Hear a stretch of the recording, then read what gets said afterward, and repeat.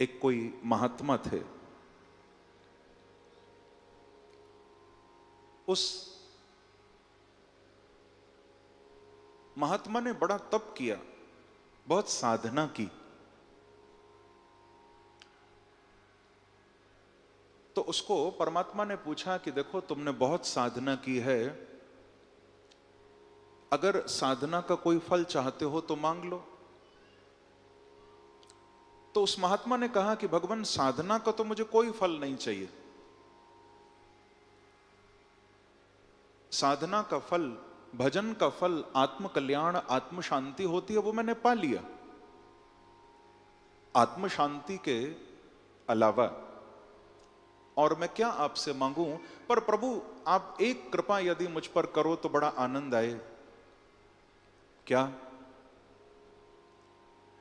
तो उस महात्मा ने कहा कि भगवान मैं जीते जी स्वर्ग और नरक ये दोनों देखना चाहता हूं।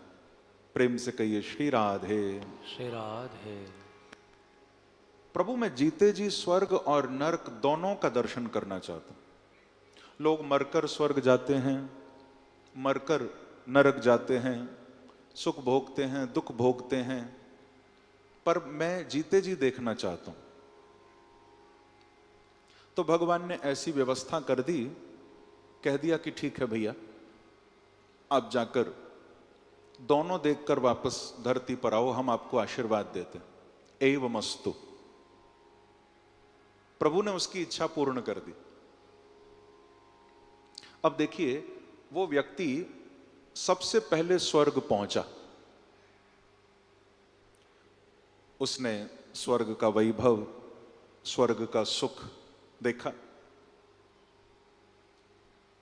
स्वर्ग तो भोग भूमि है, चारों तरफ नृत्य चल रहे हैं महाराज, सुंदर सुंदर बाग बगीचे उद्यान।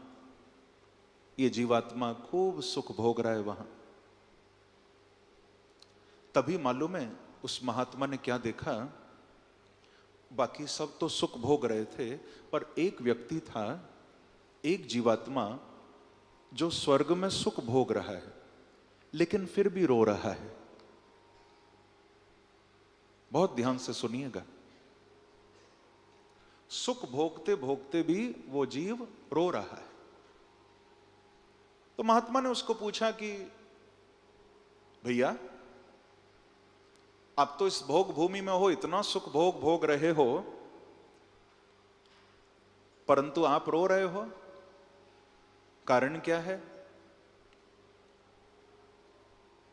तो उस जीवात्मा ने संत को कहा कि महाराज ये तो मैंने जो पुण्य किए थे अपने जीवन में, तो उन पुण्यों के प्रताप से मुझे ये स्वर्ग का भोग मिला है। बोले पर रोते क्यों हो? तो उसने कहा कि अभी अभी मुझे खबर मिली है कि धरती पर मेरे वंश में एक महापापी ने जन्म ले लिया है और वो दिन रात गलत काम में लगा हुआ है, दिन रात महाराज पाप में उसकी वृत्ति लगी हुई है। तो मैं इसीलिए रो रहा हूं क्योंकि उसके कर्मों के अनुसार उसका किया हुआ मुझ तक भी जल्दी आने वाला है, तो मेरे पुण्य भी यहां जल्दी समाप्त होने वाले हैं और मैं नरक में जाने वाला हूं। इसीलिए मैं सुख तो भोग रहा हूं क्योंकि मैंने जो पुण्य किए थे वो मैं फल पा रहा हूं, पर जल्दी मेरी यहां से छुट्टी होगी और मैं नरक जाने वाला हूं। अच्छा महाराज, संत ने कहा कि जैसी हरि इच्छा। अब महात्मा जी वहां से घूमते घामते नरक पहुंच गए। जब नरक में पहुंचे तो क्या देखते हैं? भागवत में भी नरकों का वर्णन है। तामिश्र, अंध तामिश्र, रौरव, महारौरव, कुंभीपाक, असिपत्र वन, वैतरणी, ये सब नरकों के नाम हैं भागवत में।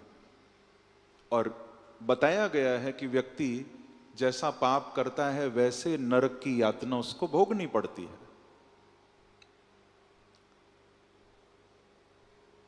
देखा उस महात्मा के रोम रोम कांपने लगे, इतना कष्ट नरकों में, इतनी पीड़ा, जीवात्मा तड़प रहा है, उसको महाराज खूब वहां दंड दिया जा रहा है।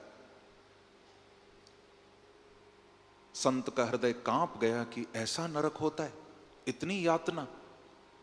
लेकिन तभी उस महात्मा की नजर, उस संत की नजर पड़ी कि एक जीवात्मा जो कि नरक में दुख भोग रहा है, लेकिन फिर भी वो प्रसन्न है,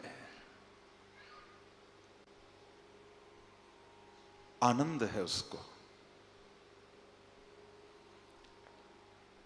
संत ने पूछा, भैया आप इतना कष्ट भोग रहे हो, इतना दुख, इतनी पीड़ा नरकों की आपको भोगनी पड़ रही है, लेकिन फिर भी आप प्रसन्न हो, आपके चेहरे पर आनंद है, क्या कारण? तो उस जीवात्मा ने संत को कहा कि महाराज, ये तो मेरे किए हुए पाप हैं, जो अपराध मैंने अपने जीते जी किए, उस समय मुझे बोध नहीं था,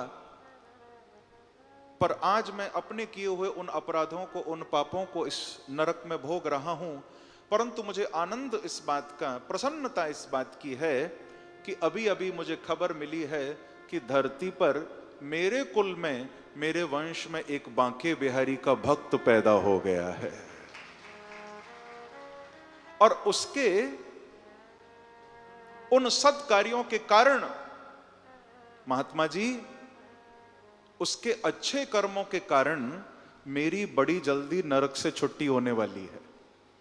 तो अभी तो मैं दुख भोग रहा हूं, पर मेरे कुल में जो प्रभु का भक्त पैदा हुआ है, मुझे विश्वास है कि कभी न कभी वो भागवत कथा जरूर श्रवण करेगा, और जिस दिन वो भागवत सुन लेगा, मेरी भी नरक से छुट्टी हो जाएगी और मैं भी बांके बिहारी के धाम चला जाऊंगा, मुझे मोक्ष प्राप्त। बोलो भागवत भगवान की।